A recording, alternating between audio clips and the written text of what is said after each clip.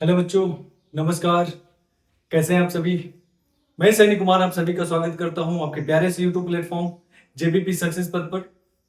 बच्चों, आज की क्लास में हम लोग पढ़ने वाले हैं प्रश्नावली 4.4 के क्वेश्चंस। बच्चों, पिछले क्लास में हम लोगों ने प्रश्नावली 4.3 के सारे क्वेश्चंस कर लिए थे। आज के क्लास में हम लोग शुरुआत करने वाले हैं प्रश्नावली 4.4 को। ठीक है।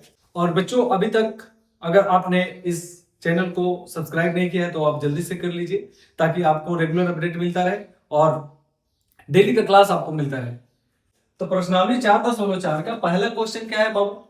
पहला क्वेश्चन है कि निम्न द्विघात समीकरणों के मूलों की प्रकृति ज्ञात कीजिए। यदि मूलों का अस्तित्व हो तो उन्हें ज्ञात कीजिए। सबसे पहले क्या करना है बाबू कि मूलों की प्रकृति निकालनी है। और मूलों की प्रकृति कैसे निकाली जाती है, आइए हम अभी सीखेंगे। और इसके साथ साथ अगर मूलों का अगर अस्तित्व होगा तभी उनको हल किया जाएगा, अगर उनका अस्तित्व नहीं होगा तो उनको हल नहीं किया जाएगा। ठीक है प्यारे बच्चों, तो चलिए शुरू करते हैं। यहां पर इस क्वेश्चन को बनाने से पहले हम सभी क्या करेंगे, सबसे पहले ये जानेंगे कि मूलों का अस्तित्व कब होता है।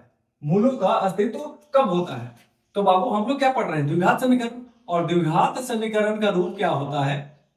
द्विघात समीकरण का रूप क्या होता है प्यारे बच्चों? तो आप लोग बोलेगा कि sir ax² plus bx plus c is equal to 0। अब इसमें मूलों का अस्तित्व निकालने के लिए आपको d का वैल्यू पता होना चाहिए। और d बराबर क्या होता है? तो आप सभी जानते हैं कि d बराबर होता है b² माइनस 4ac। ठीक है। अब हमको क्या पता करना है बाबू? मूलों की प्रकृति। मूलों की प्रकृति ये बाबू बहुत ही इंपॉर्टेंट टॉपिक है, जो कि अभी मैं आप सभी को बता रहा हूं, और इसको आप लोग नोट करके लिख लीजिएगा।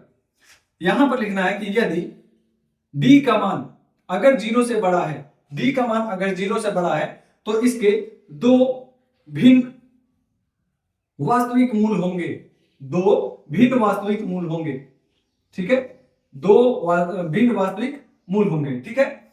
उसके बाद अगला क्या है बाबू कि यदि d का मान अगर 0 के बराबर होगा तो यहां पर क्या होगा बाबू? तो दो बराबर वास्तविक मूल होंगे। ठीक है। तीसरा क्या है बाबू कि यदि d का मान अगर d का मान क्या हो बाबू? 0 से अगर छोटा हो जाए, d का मान क्या हो जाए? 0 से छोटा हो जाए तो इसका कोई वास्तविक मूल नहीं होता। कोई वास्तविक मूल नहीं होता। समझ चुके हैं आप लोग? यानी कि अगर d का वैल्यू पॉजिटिव में है तो उसका मूल होगा, उसका वास्तविक मूल होगा। लेकिन जैसे ही d का वैल्यू 0 से छोटा हो जाता है यानी निगेटिव हो जाता है तो क्या उसका मान होगा?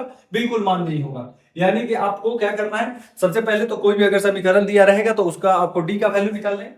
और d का वैल्यू जब निकल जाएगा तो फिर उसको चेक करना है कि अगर d का वैल्यू 0 से बड़ा होगा तो उसका मूल लिख लेगा। अगर d का वैल्यू अगर 0 के बराबर हो जाएगा तो तब भी उसका मूल लिख लेगा, लेकिन उसका मूल क्या हो जाएगा? बराबर। लेकिन जैसे ही d का वैल्यू 0 से छोटा होता है तो उसका कोई मूल नहीं होगा, यानी उसका कि अस्तित्व ही नहीं होगा। ठीक है। तो आइए बारी बारी से सभी क्वेश्चंस को सोल्व करते हैं। और हमारे पास सबसे पहला क्वेश्चन क्या मिला है बाबू? तो सबसे पहला क्वेश्चन है प्यारे बच्चों, यहां पर क्या दे रखा है? 2x² minus 3x plus 5 is equal to 0। हम सभी क्या करते हैं पहले प्यारे बच्चों, जो क्वेश्चन दिया गया वहां से हम a, b और c का मान लेते हैं। a का मान क्या हो जाएगा बच्चों? 2, b का मान क्या हो जाएगा? -3, और c का मान क्या हो जाएगा? 5। हमको लिखना है d का वैल्यू, और d बराबर होता है क्या है? b² minus 4ac। यहां पर b का मान क्या रहेगा बच्चों? -3, तो यहां हो जाएगा -3 का whole square minus 4 into a का वैल्यू क्या है बच्चों? 2, और c का वैल्यू क्या है? 5। बस इसको हल कीजिए। 3 का स्क्वायर क्या हो जाएगा? 9, और यहाँ पे माइनस 4 दूना 8, 8 बचे 40, घटाएंगे कितना आ जाएगा? -31। यहाँ d का मान कितना आया बच्चों? तो आप लोग बोलेगा सर माइनस में आया है। अगर माइनस में आया है तो क्या इसका अस्तित्व होगा? बिल्कुल नहीं। तो यहां पर लिख देंगे कि चूंकि d का मान ऋणात्मक है, d का मान क्या है बाबू? ऋणात्मक है, अतः इसका कोई अस्तित्व नहीं है। अतः इसका क्या है बाबू? कोई अस्तित्व नहीं है। ठीक है। अब कोई अगर अस्तित्व नहीं होगा तो क्या इसका हल निकालेंगे? बिल्कुल नहीं। क्यों नहीं निकालेंगे? तो क्वेश्चन में ही बोला है कि यदि उसका अस्तित्व हो है तभी उनको क्या करना है? ज्ञात करना है। जब अस्तित्व है ही नहीं तो क्या उसको निकाला जाएगा? बिल्कुल नहीं। तो चलिए अगले क्वेश्चन पे चलते हैं, क्वेश्चन नंबर 2 पर। क्वेश्चन नंबर 2 क्या दे रखा है बाबू? क्वेश्चन नंबर 2 है आपके पास 3x² minus 4 root under 3x। Question number 2 है बाबू 3x² minus 4 root under 3x plus 4 बराबर 0। फिर से इसका क्या किया जाएगा? ए बी सी लिख लेते हैं। ए का मान क्या है बाबू? 3। बी का मान क्या हो जाएगा? Minus 4 root under 3। और सी का मान क्या हो जाएगा बच्चों? 4। यहां पर डी का वैल्यू निकालेंगे। डी बराबर क्या हो जाएगा? b² minus 4ac। बी का वैल्यू रखिए इसको, यहां पर हो जाएगा -4 और रूट अंडर 3 का होल स्क्वायर माइनस 4 इंटू ए का वैल्यू क्या है बच्चों? 3 और सी का वैल्यू क्या है? 4। इसको सोल्व करेंगे। इसको अगर हम गुना करते हैं तो ये कितना हो जाएगा? इसको ऐसे लिखना है 4 रूट अंडर 3 गुने 4 रूट अंडर 3। 4 से 4 में गुना करेंगे कितना आ जाएगा? 16। और रूट 3 से रूट 3 को गुना करेंगे कितना आ जाएगा? रूट 9। और रूट 9 का वैल्यू किसके बराबर होता है? 3 के बराबर। यानी कि 16 3 कितना हो जाएगा? 48। मतलब इस पूरे को अगर सोल्व करेंगे तो कितना आएगा? 48 माइनस इसको अगर सोल्व करेंगे तो क्या हो जाएगा बाबू? इसको सोल्व करेंगे तो 4 3 12 अब 48 और इसका वैल्यू कितना है? 0। यानी कि सेकेंड नंबर क्वेश्चन में डी का वैल्यू किसके बराबर आया है? 0 के बराबर। अब इसका क्या करेंगे? सोल्व करेंगे। यहां पर लिखेंगे चूंकि डी का मान शून्य के बराबर है, शून्य के बराबर है, अतः इसका हल होगा। अब हल होगा तो बाबू हल क्या होगा? तो जैसे ही हम देखते हैं कि डी का वैल्यू 0 आया तब वो यहां पर फॉर्मूला क्या लगाते हैं? तो x equal to minus b by 2a। और b का वैल्यू क्या है बच्चों? माइनस, और यहां पे है -4 रूट अंडर 3 और बटा में 2 इंटू ए का वैल्यू क्या है बच्चों? 3। यानी कि इसको सोल्व करेंगे क्या हो जाएगा? माइनस माइनस प्लस, यानी 4 रूट अंडर 3 और बटा में क्या हो जाएगा? 6। ये कट जाएगा, 2 दूना 4 और 2 3 6, यानी कि कितना हो जाएगा? 2 रूट अंडर 3 और बटा में कितना? 3। यहां अगर चाहिएगा तो इसको सोल्व भी कर सकते हैं, यानी कि इसको और हम क्या लिख सकते हैं? इसको लिखा जा सकता है 2 रूट अंडर 3 बटा में इस 3 को क्या लिख सकते हैं? रूट अंडर 3 गुने रूट अंडर 3 लिखा जा सकता है। ये इससे कैंसिल हो जाएगा और हमारे पास बच क्या जाएगा प्यारे बच्चों? 2 बटा रूट अंडर 3। और जब ये भी हम लोगों ने पढ़ा था कि जब डी का वैल्यू 0 हो तो एक ही आंसर को कितना बार लिखते हैं? 2 बार। यानी कि यहां जो आंसर आया है 2 बटा रूट अंडर 3 को कितना बार लिखा जाएगा? 2 बार। और यही हमारा क्या होगा? मूल होगा। समझ गए? तो मैं आशा करता हूं कि आप सभी इस क्वेश्चन को, इससे पिछले वाले क्वेश्चन को भी समझ गए होंगे। और हाँ बच्चों, अगर अभी तक अगर आपको क्लास ये समझ में आ रही हो तो इस क्लास को लाइक कर दीजिएगा और सब्सक्राइब कर दीजिएगा और अपने दोस्तों के पास भी शेयर कर दीजिएगा ताकि वो सब भी इस क्लास का क्या कर सके? फायदा उठा सके। चलिए बिना समय गंवाए हम लोग बढ़ते हैं अगले क्वेश्चन की ओर। और अगला क्वेश्चन क्या है बच्चों? अगला क्वेश्चन है 2x² minus 6x plus 3 is equal to 0। फिर से इसमें क्या करेंगे? ए बी और सी लिखेंगे। ए का वैल्यू क्या है बच्चों? 2। बी का वैल्यू क्या है? -6 और सी का वैल्यू क्या है? 3। यहां फिर डी का वैल्यू निकालिए। डी बराबर क्या हो जाएगा बच्चों? b² minus 4ac। यहां पर -6 का होल स्क्वायर और -4 इंटू ए का वैल्यू क्या है? 2 और सी का वैल्यू क्या है? 3। आगे बढ़ेंगे, 6 में 6 से गुना करिए क्या आ जाएगा? 36 और माइनस 4 दूना 8 8 3 24। इसको घटाओ कितना हो जाएगा? 36 में से 24 गया, 6 में से 4 गया 2 और 3 में से 2 गया, कितना आ जाएगा? 1। यानी डी का मान कितना आया? 12, जो कि 0 से बड़ा है। तो यहाँ पे लिख देंगे, क्या लिख देंगे बच्चों? यहाँ लिखेंगे चूंकि डी का मान शून्य से बड़ा है, शून्य से बड़ा है, अतः इसका अस्तित्व होगा, अतः इसका अस्तित्व होगा। अब अस्तित्व अगर है तो क्या इसका हल निकाला जाएगा? बिल्कुल इसका हल निकालेंगे। और हल निकालने के लिए हम लोग द्विघाती सूत्र लगाते हैं। और द्विघाती सूत्र होता क्या है बच्चों? द्विघाती सूत्र है x equal to minus b plus minus under root d और बाई 2a। बस इसी फॉर्मूला पर सभी मान रखेंगे और इसको निकालेंगे। माइनस है और b का वैल्यू क्या है बाबू? -6। ठीक है, यहां रखेंगे प्लस और माइनस और रूट अंडर 12 और बट्टा में कितना प्यारे बच्चों? 2 इंटू ए का वैल्यू क्या है? 2। आगे बढ़ेंगे, क्या हो जाएगा? माइनस माइनस प्लस, यानी 6 प्लस माइनस रूट अंडर 12 बटा में 2 दूना 4। बस अब इसको हल कर लेना है। यहां पर जो रूट 12 है, क्या हम इसको ऐसे लिख सकते हैं? रूट 12 को रूट अंडर 4 गुना 3, बिल्कुल लिख सकते हैं। और 4 का वर्गमूल क्या हो जाता है 2, और यहाँ पे इसका नहीं निकलेगा तो क्या रख देंगे 2√3, यानी कि हम इसको लिख सकते हैं 6 प्लस 2√3 बटा में 4। ठीक है, अब क्या करेंगे बच्चों, यहाँ पर एक बार हम इसको लिखेंगे प्लस में और एक बार लिखेंगे माइनस में। अगर हम प्लस में लिखते हैं तो फिर ये कितना हो जाएगा 6 प्लस 2√3 बटा में 4, और अगर माइनस में लिखते हैं तो क्या हो जाएगा 6 माइनस 2√3 और बटा में 4। इन दोनों में कुछ कॉमन हो सकता है क्या, यहां से कुछ कॉमन हो सकता है, बिल्कुल हो सकता है। क्या कॉमन हो जाएगा 2, और जो 2 जैसे ही कॉमन करेंगे तो 2 से क्या हो जाएगा 3 प्लस √3 और बटा में कितना प्यारे बच्चों 2, यानी कि आंसर क्या मिल जाएगा हमें 3 प्लस √3 और बटा में क्या मिल जाएगा 2। और यहां से क्या मिल जाएगा प्यारे बच्चों, यहाँ 2 कॉमन होता है तो यहाँ मिल जाएगा 3 माइनस √3 और बटा में कितना 2, यानी कि यहाँ का आंसर क्या हो जाएगा 3 माइनस √3 और बटा में कितना 2, और यही इस क्वेश्चन का क्या हो जाएगा हल हो जाएगा। ठीक है, तो मैं आशा करता हूं कि ये क्वेश्चन भी आप लोग समझ गए होंगे। मैं थोड़ा सा साइड हो जाता हूं ताकि आप इस क्वेश्चन का स्क्रीनशॉट ले ले और इसको अच्छे से देख लें। ठीक है, और हम लोग चलते हैं अगले क्वेश्चन की ओर। बच्चों क्वेश्चन नंबर 2 में क्या दिया है, क्वेश्चन नंबर 2 में है कि निम्न प्रत्येक द्विघात समीकरण में k का ऐसा मान ज्ञात कीजिए कि उसके 2 बराबर मूल। 2 नंबर क्वेश्चन में बोला है कि k का ऐसा मान बताइए, k का मान ऐसा ज्ञात कीजिए जिसके 2 बराबर मूल। तो इसको सोल्व करने से पहले इसमें एक कंडीशन है, क्या है बाबू, बोला है कि बराबर मूल, और बराबर मूल के लिए कंडीशन क्या है बाबू, बराबर मूल के लिए कंडीशन क्या है, तो बराबर मूल के लिए कंडीशन है कि डी का जो वैल्यू है ना वो किसके बराबर हो जाए 0 के बराबर हो जाए। अभी थोड़ी देर पहले मैं आपको बताया था कि डी का वैल्यू क्या हो जाए 0 हो जाए। डी का वैल्यू जैसे ही 0 होता है तो उसके मूल क्या हो जाते हैं, समान वास्तविक मूल हो जाते हैं। ठीक है, तो यहां पर भी क्या करना होगा, डी का मान 0 के बराबर लाना होगा। ठीक है, और डी का मान जैसे ही 0 के बराबर आता है तो उसके मूल क्या हो जाएंगे बराबर, और वहां से किसका मान मिल जाएगा प्यारे बच्चों, वहां से मान मिल जाएगा किसका, के का। ठीक है, तो आइए इसको भी सोल्व करते हैं हम लोग। पहला क्वेश्चन क्या दे रखा है, पहला क्वेश्चन है बच्चों 2x² प्लस kx प्लस 3 बराबर 0। यहां पर a का मान क्या हो जाएगा, a का मान हो जाएगा 2, b का मान क्या हो जाएगा k, और c का मान क्या हो जाएगा 3। यहां पर k और x देखे घबराना नहीं है, डरना नहीं है, जो जैसे है वैसे ही क्या करना है, इसको बनाना है, सोल्व करना है। ठीक है, हम यहां पर क्या लिखते हैं d बराबर b² माइनस 4ac।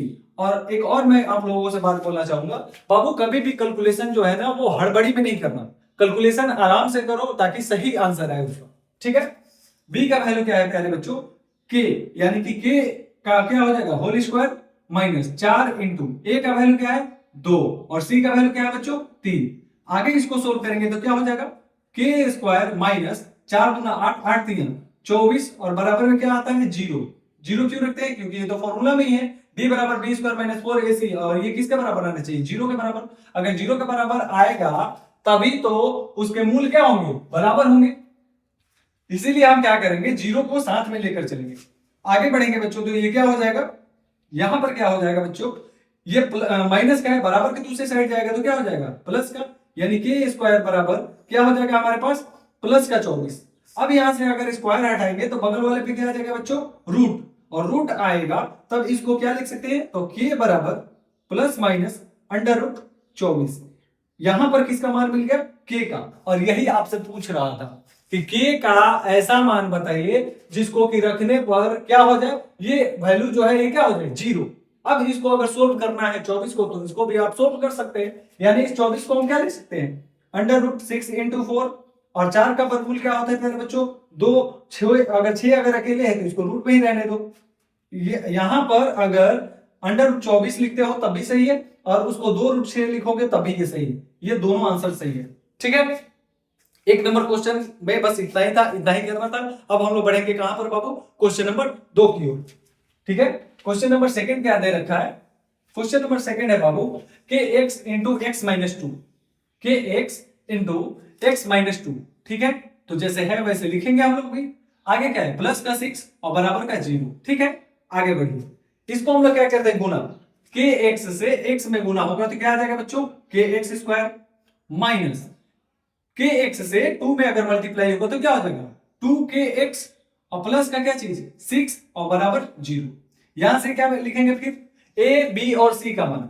ए का मान क्या हो जाएगा बच्चों के, बी का मान क्या हो जाएगा -2k, और सी का मान क्या हो जाएगा बच्चों 6। फिर से लिखेंगे d बराबर b² माइनस 4ac और बराबर किसके 0 के। आगे बढ़िए, b का वैल्यू क्या है -2k, यहां पर लिखेंगे -2k का क्या हो जाएगा whole square minus 4 into a का वैल्यू क्या है बच्चों k, c का वैल्यू क्या है 6। आगे बढ़िए, यहां पर हो जाएगा 2 दूना 4k² माइनस 6 चौके 24k। इन सभी में से कॉमन क्या हो जाएगा, यहां कॉमन हो जाएगा बच्चों 4k, अगर कॉमन होता है तो बच क्या जाएगा हमारे पास k - 6 और बराबर में क्या हो जाएगा 0। इन सभी के बराबर में क्या रखेंगे 0 रखते चलेंगे, ठीक है।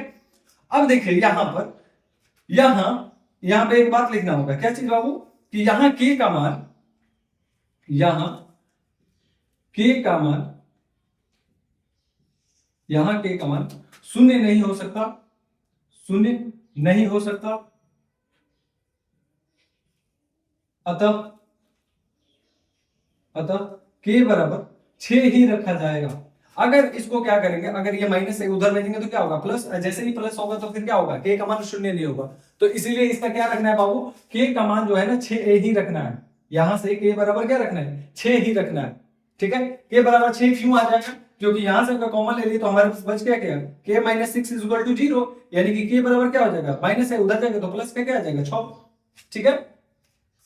तो मैं आशा करूंगा कि ये भी क्वेश्चन आप लोग बहुत ही आसानी से समझ गए होंगे और आपको कोई भी दिक्कत परेशानी नहीं हुआ होगा, ठीक है बच्चों। चलते हैं अगले क्वेश्चन की ओर, क्वेश्चन नंबर 3 की ओर। हम लोग पहुंच चुके हैं बच्चों क्वेश्चन नंबर 3 पर, और क्वेश्चन नंबर 3 देखने में बस बड़ा है, ठीक है, देखने में बस बड़ा है। इसका जो सॉल्यूशन है, जो हल है वो बहुत ही छोटा है, और ये क्वेश्चन जो है ना एग्जामिनर का क्या है फेवरेट है, और इसको आप लोग वीवीआई के कैटेगरी में रखिएगा, मतलब कि वेरी वेरी इंपॉर्टेंट, बहुत ही ज्यादा इंपॉर्टेंट है। बहुत ही ज्यादा इसलिए इंपॉर्टेंट है क्योंकि ये क्वेश्चन क्या है बाबू, देखने में बस बड़ा है, बनेगा कितना छोटा।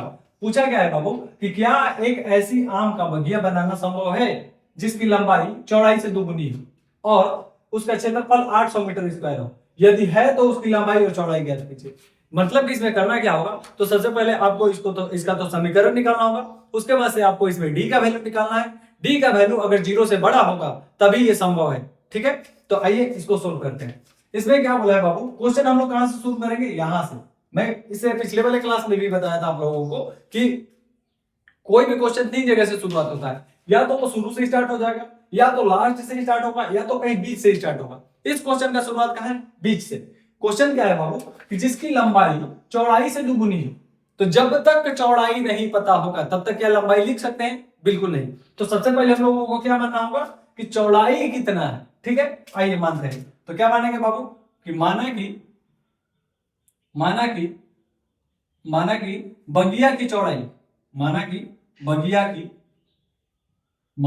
बगिया की चौड़ाई बराबर क्या हो जाएगा बाबू x मीटर, ठीक है, तथा लंबाई कितना हो जाएगा पहले बच्चों आप लोग कमेंट करिए, लंबाई कितना हो जाएगा, लंबाई कितना हो जाएगा बाबू चौड़ाई से 2 गुना, और चौड़ाई है कितना x का 2 गुना कितना हो जाएगा 2x मीटर। तो यहां से लंबाई और चौड़ाई आ गया। अब क्या करना है कि इन दोनों को क्या करना है, अब आते हैं प्रश्न से। करना क्या होगा बाबू, प्रश्न से आएंगे, प्रश्न में जो बोला है वैसे ही करेंगे।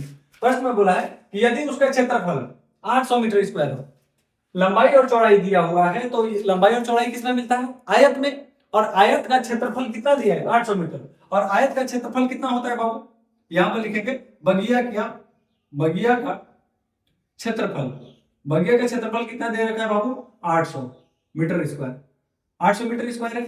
यहां पर आयत का क्षेत्रफल क्या होता है लंबाई गुने चौड़ाई, लंबाई कितना है बाबू 2x और चौड़ाई कितना है x, और बराबर कितना है 800। बस इसको सोल्व कर लेना है।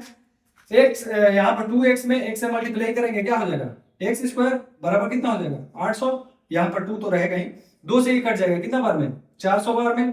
ये आगे बढ़ेंगे, यहां से x स्क्वायर बराबर कितना आया 400, स्क्वायर हटाएंगे बगल वाले पे क्या आ जाएगा, आप लोग बोलेगा सर बगल वाले पर तो रूट आ जाता है, बिल्कुल सही।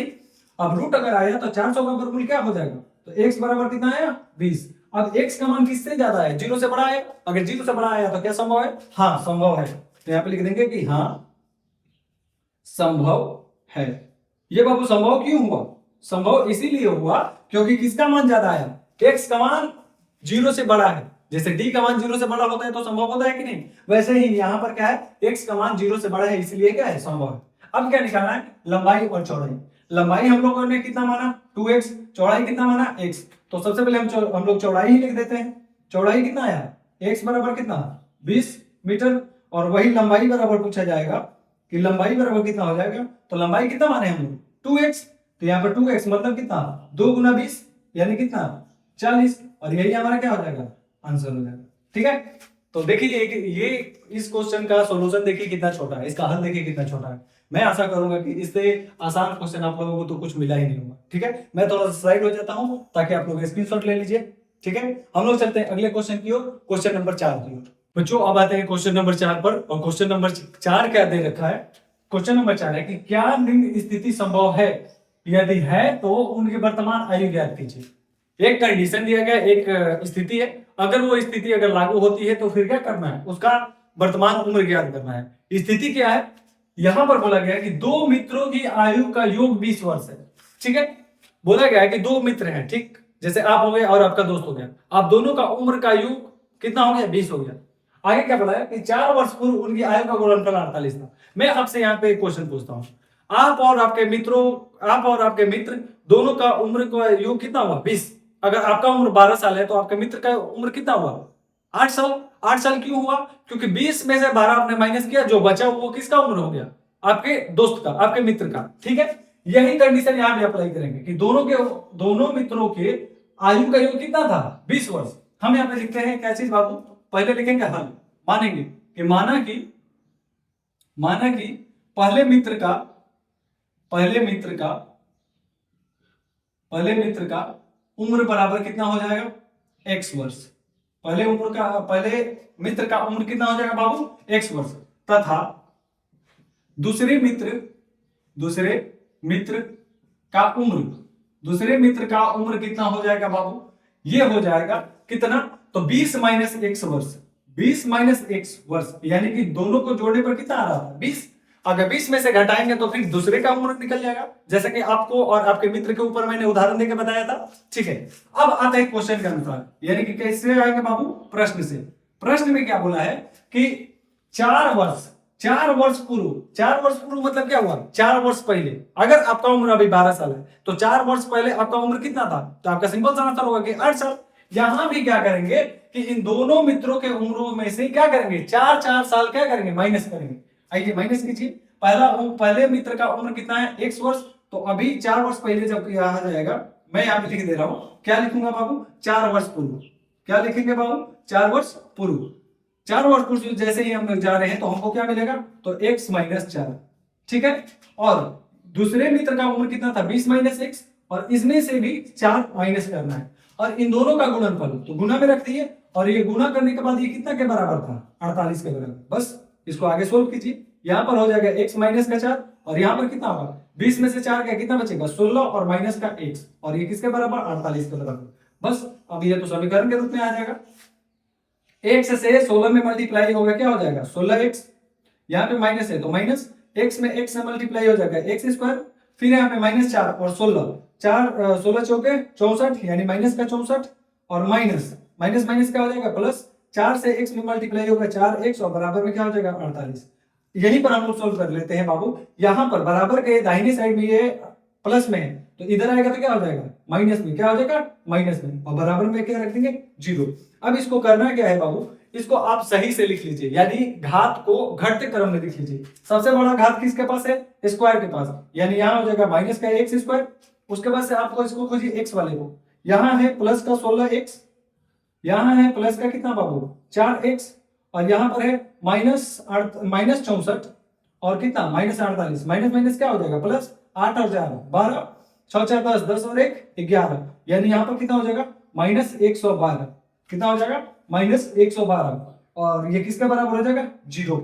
अब क्या करेंगे बाबू, यहाँ पर माइनस हम कॉमन ले लेते हैं, जैसे ही माइनस कॉमन लेंगे तो हमारे पास हो क्या जाएगा x स्क्वायर, और यहाँ पर 16 और 4 जोड़ेंगे कितना हो जाएगा 20, और 20 किसका होगा प्लस में, और माइनस कॉमन लिया है तो यहाँ पर क्या हो जाएगा माइनस का 20x, और ये प्लस का कितना 112, और बराबर 0।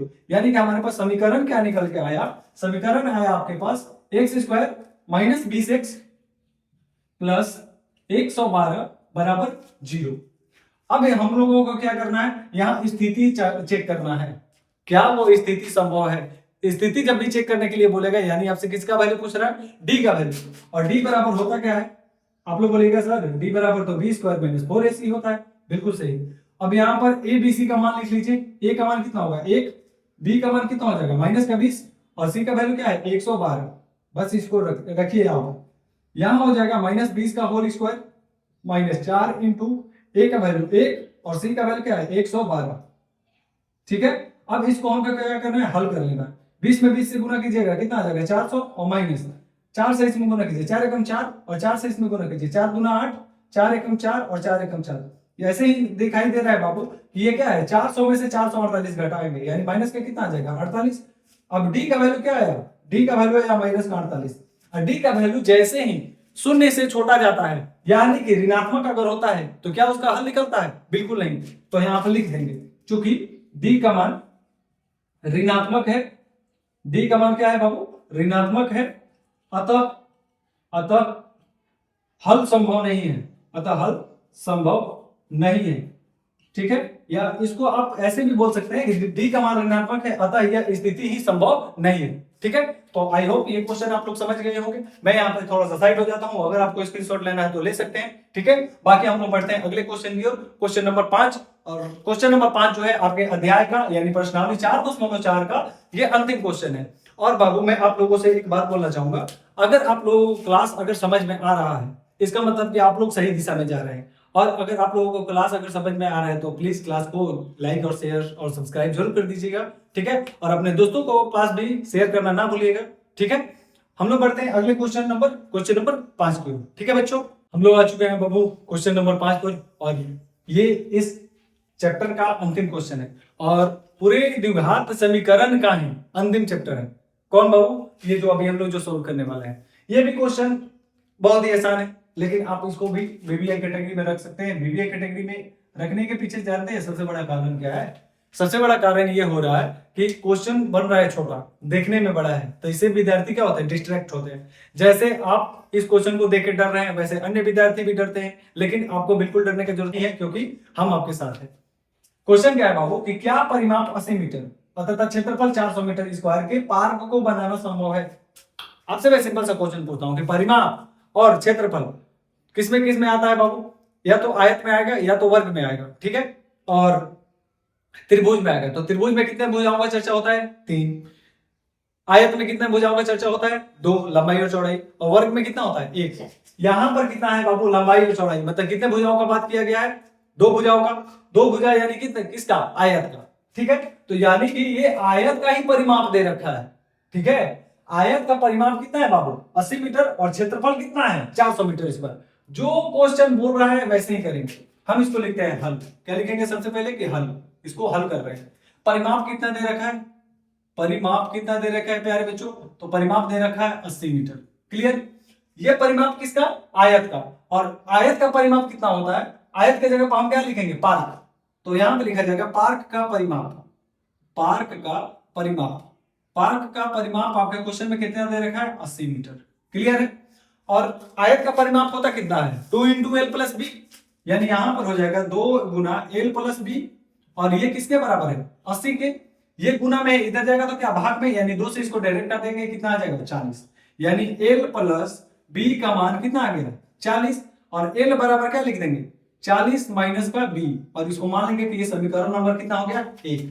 यहां तक कोई दिक्कत, बिल्कुल कोई दिक्कत नहीं होना चाहिए। ठीक है, आगे क्या बोला है कि क्षेत्रफल कितना है 400 मीटर स्क्वायर, और क्षेत्रफल होता कितना है एल इंटू बी। हम यहाँ पे लिखते हैं कि क्षेत्रफल बराबर कितना दे रखा है 400 मीटर स्क्वायर, और क्षेत्रफल बराबर हम क्या लिख सकते हैं प्यारे बच्चों, एल इंटू बी बराबर कितना 400, और ये मान लो समीकरण नंबर 2। अब क्या करेंगे, यहां सब क्वेश्चन आसान हो गए। क्या करेंगे, समीकरण 1 का मान समीकरण 2 में रख देंगे, समीकरण 1 का मान समीकरण 2 में रख देंगे। समीकरण 2 में क्या है, एल इंटू बी बराबर 400। इसको हम लोग क्या कर लेते हैं, इसको थोड़ा सा चेंज करते हैं समीकरण नंबर 1 में। समीकरण नंबर 1 में ये चेंज करना होगा कि एल का मान जो है ना वही यहां पे रखते हैं। ठीक है, या फिर बी का मान कोई भी रखो, वो तो आ ही जाएगा। ठीक है, हम एल बराबर ही रख लेते, कोई चेंज नहीं करते। ठीक है, हम लिखेंगे यहां पर कि समीकरण दो में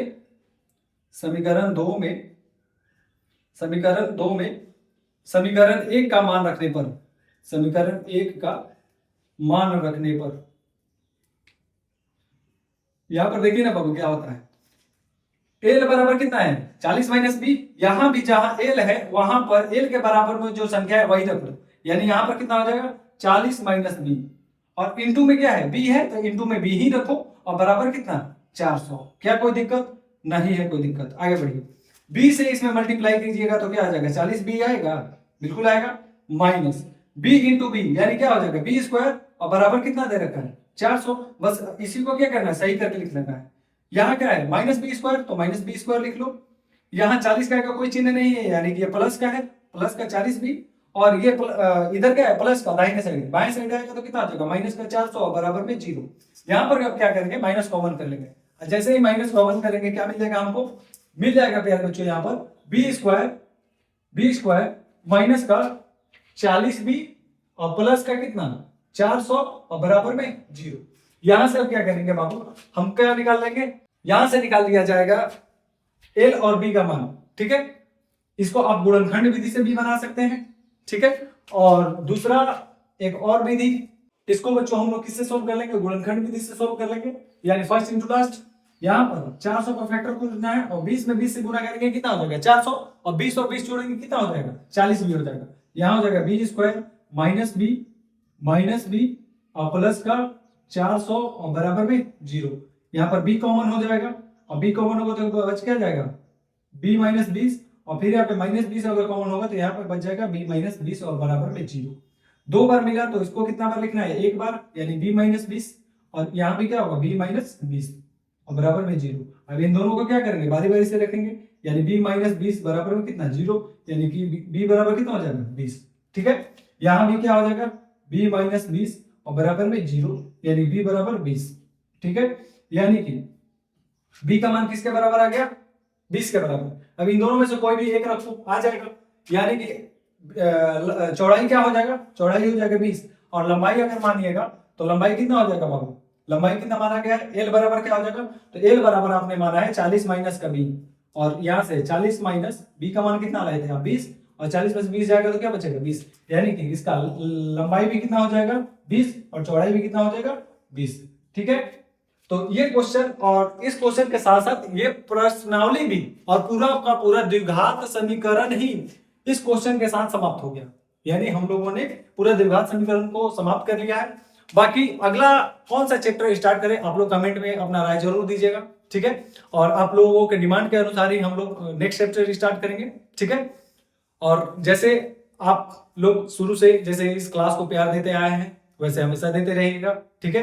ये जेबीपी सक्सेस पथ ये जो फैमिली है हमेशा आपके साथ है। बाकी अगर पढ़ाई से रिलेटेड कक्षा 10 से कोई भी रिलेटेड अगर किसी भी सब्जेक्ट में अगर कोई भी अगर दिक्कत होता है तो आप बेझिझक कमेंट कीजिए, ठीक है, या फिर मैसेज कर सकते हैं, ठीक है बच्चों। मिलते हैं आपसे अगले क्लास में, आज के लिए बस इतना ही, बाय बाय, जय हिंद।